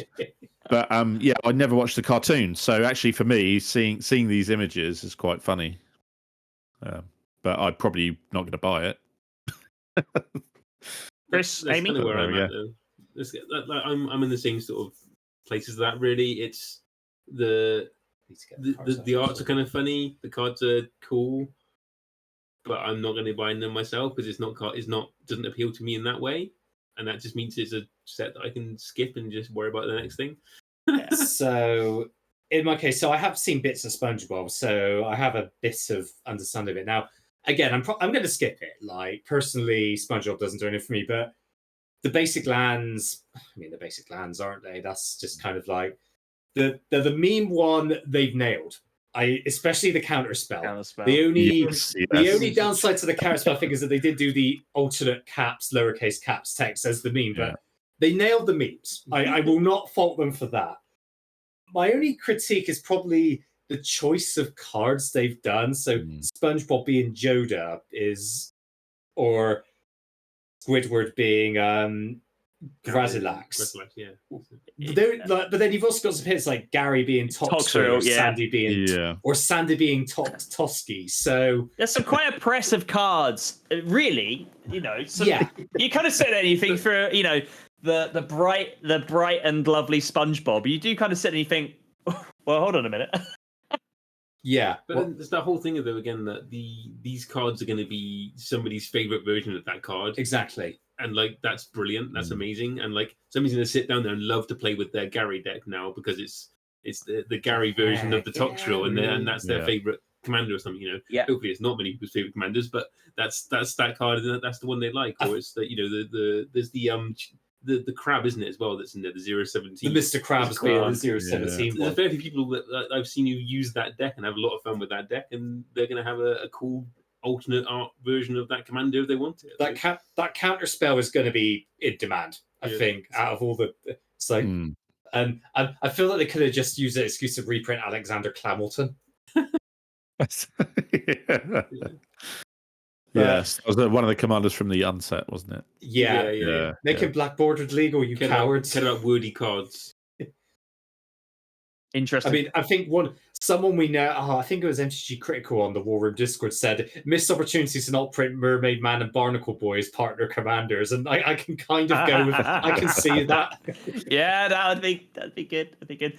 I'll be honest with you. I do quite like the basic lands, weirdly enough, but I do really like lands. Look, I'll be honest with you. This IP is not for me, and I feel like a bit of an old man at saying this, but I don't really want memes on my Magic cards, if I'm brutally honest with you. But equally, just like you guys, it's quite easy. I don't have to worry too much about this one. If someone sits down over the table for me and plays their SpongeBob, I'm not going to get upset about it. That's absolutely fine. We'll have a good laugh about it and we'll enjoy it. Yeah. Am I going to be investing in this? No, not really. I've got my eyes on other stuff. Like weird. It does upset me a little bit that Tarkov feels like it's been completely shadowed with everything else that's been going on. Whereas I am Tarkov Manor. There's 3 of them now. Not Tarkov. There's 3 Manors now. Awesome. Tarkir, I'm legitimately really looking forward to it. I really like the old one, although I wasn't playing when it was released. I've always gone back to it. I've always liked the stories. Was incredible. Yeah, I'm genuinely quite excited for it. It really just upsets me a bit. That's how overshadowed it feels at the minute. They're even bringing the Siege Rider back, a slightly underpowered Siege Rider. He's back. The Scourge of the Menace of Standard is back. Yeah, he won't be the than Scourge Standard anymore, but it's nice to have him back. You know, It does feel like interested to see if it sees play. I would be Yeah. very interested. Yeah. I mean, it'd be interesting to see. At the very most, the one thing I would say is obviously there's lots of standard sets being released, but it'd be interesting to see how things get, how much it shakes things up. You know, at the very, very least.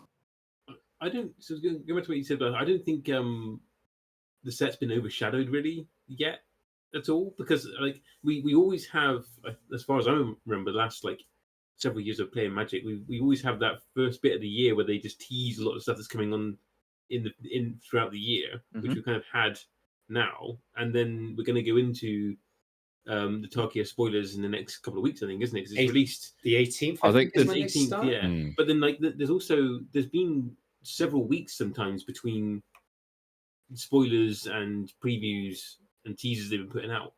There has been, but there's more sets than ever before in a year now. Yeah. So you've already. It's there's still like there's big gaps between that. I think it's just not perceived as much. I think we mentioned this on the Creator Discord. I think I can't remember who was who said that maybe it's just because so many people are speaking about it all the time that a card gets previewed on the Friday and then people are still speaking about it the next Friday when another card gets revealed. Yeah. And it's kind of like they're dragging that out so much, but like there's actually big gaps between these things getting previewed and getting spoiled that we're just regurgitating the content so much all the time about these same previews and talking about them all the time on Blue Sky. Maybe just log off for a bit. It does not see them so much. It doesn't help that one of the common complaints of the last few years is like we barely get time to digest or process a set before another one comes out. Like I know because New Capenna, for example, a lot of people love the noir Prohibition era aesthetic of that, and they lamented that we only got one set on there rather than two. Yeah. So yeah, and as Amy said, like opinions are getting regurgitated because so much is coming out and so much is getting spoiled in one go that it's kind of like you kind of start going around in circles, like talking about this card that looks good, then this card that looks good, and there's just no time to process everything. Like especially with like the Hyper Final Fantasy, which is understandable, and the Spider-Man scene cards as well. Yeah, so it all come out at the same time, didn't it? Yeah, it kind of feels like it, doesn't it? That was all at Chicago, wasn't it? Yeah, that was. Yeah. Becoming a Chicago had they had the one day was like the previews of Tarkia, then the next day was the Spider-Man ones, and then we didn't have any previews, I think, for about a week. Yeah, because Commander at Home did a live show where they did use the Tarkia commanders. Brian Kibler was playing Sarkhan and Shock Horror. To be fair, that was fun to watch. I really enjoyed watching that live. So no shade to Kibler or Olivia.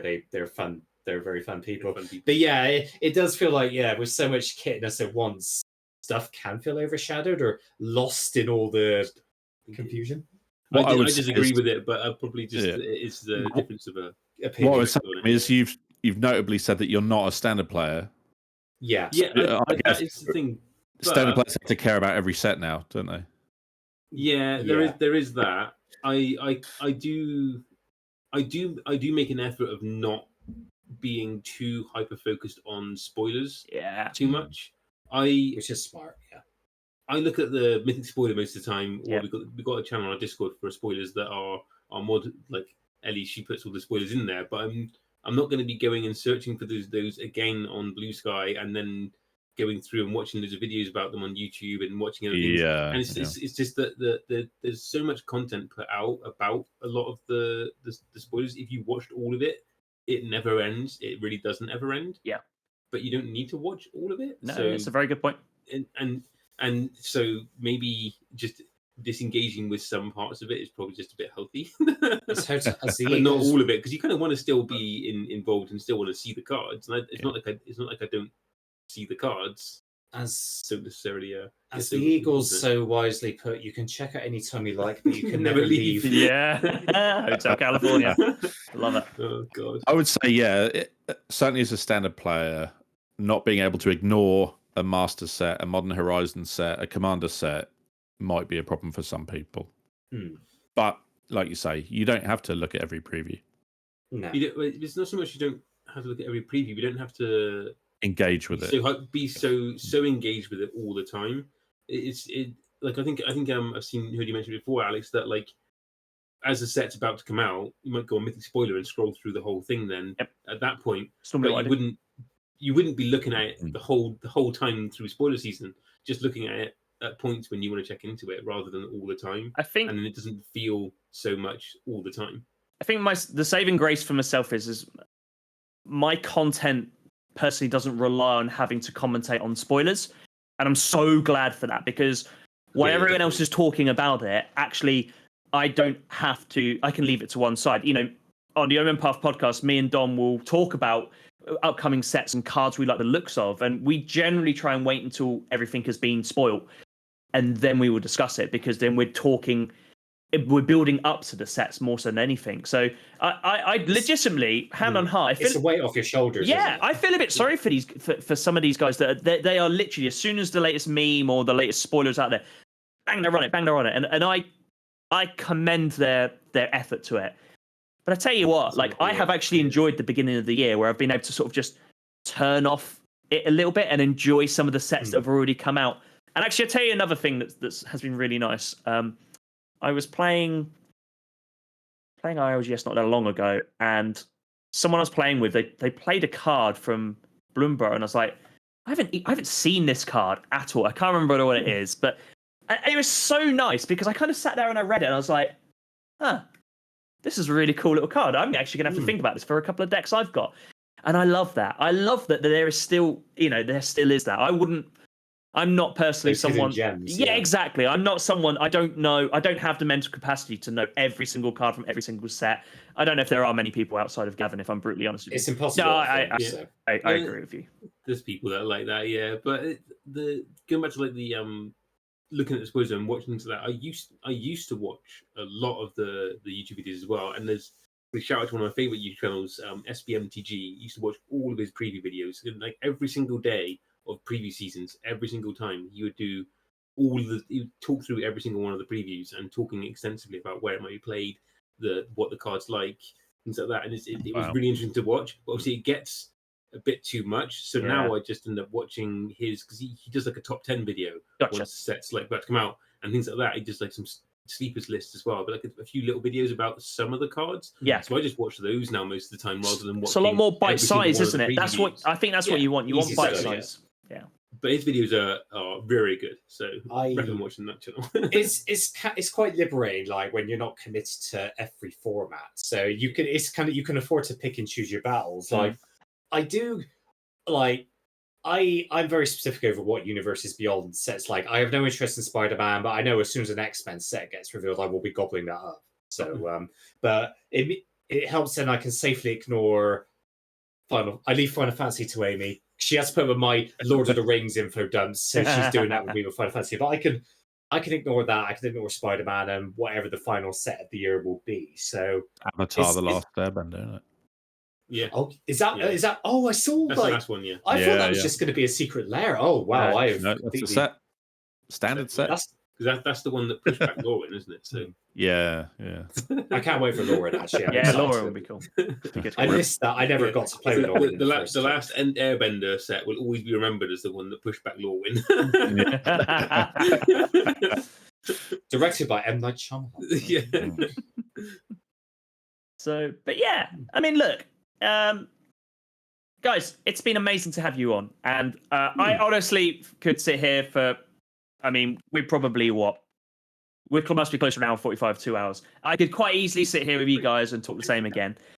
I love talking to you both about exactly. And this is what partly I love about the podcast and I love about the Magic Gathering community is we can all sit down, we can all chat about these subjects and have a good open conversation about it. It's part of what I love about it.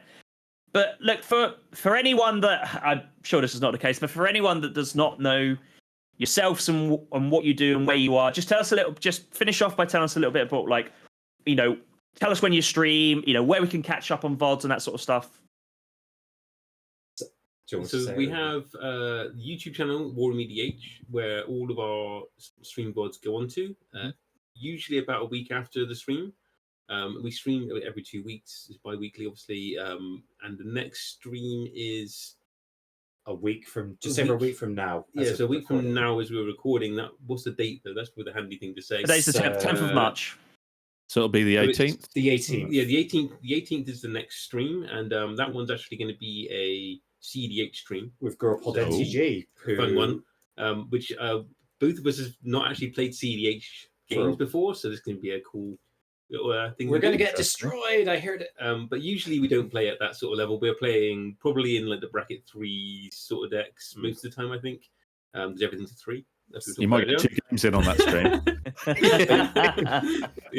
But you can find twitch.tv/WarRoom EDH. Yeah, I was going to say, you guys stream on Twitch. It's important to stream on Twitch, on there, and you can find us every other Tuesday, and actually we're on the Blue Sky as well on EDH. You can find, we go live at 7 p.m. on every other Tuesday. So yeah, look forward to that. GirlPod MTG are really nice. I spoke to them in Chicago, really friendly, really passionate about the game. So see if we can how well we stack it compared to when they were on Shattergang. So Aimee, just please Manative someone, like honestly, please. So I used to have a CDH deck that I proxied up that was a Oswald Fiddlebender deck. Oh yeah, nice. A while ago. Yeah, nice. But it was one that was using the stacks pieces, and it relied quite heavily though on Jeweled Lotus. So having some fast mana, and obviously that got taken out, and then it was all proxied, so it didn't matter too much anyway. But I did replace something in the deck with Mana Tide, so I was running it still anyway. So I was like, nice. I'm gonna do it anyway. So I think I'm going to be running an Esper list, and I am going to be swapping something in for Mana Tide. I will be. It's got to be done. It's got to be done. It's not the best card, but it's. I will run it in every deck. I tell you what, honestly, if you can pull that off, I'll auto concede for the rest of our games for the rest we play. I'd be quite happy to sort of say, yep, you've done it. You've got to the pinnacle. I'd love that. That'd be fantastic. If I Mana Tide somebody in a CDH game, is what you're saying? Like to if you just successfully cast the Mana Tide, particularly in CDH, and get it to stick and counter whatever's going on, I would just be like, yep, Aimee's done it. She's done it. She's beat CDH. I need to get a couple of Mana Tides myself just so I can put it on her just to see her reaction. Rev, please, you've got to share the love. It's got to be done. Oh, I need to go on card. But you know what happened is you'll go to Mana Tide and Aimee will then Mana Tide your Mana Tide. Yeah. Oh no, double Mana Tide.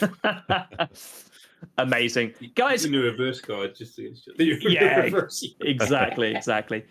Guys, thank you so much for jumping on. I know we had technical issues the first time, and it's been amazing to sit down and chat to you guys. I always, whether it's playing games or sitting down and chat with you guys at events, it's always a pleasure. I'm looking forward to hopefully catching you guys up at the Birmingham action event coming up.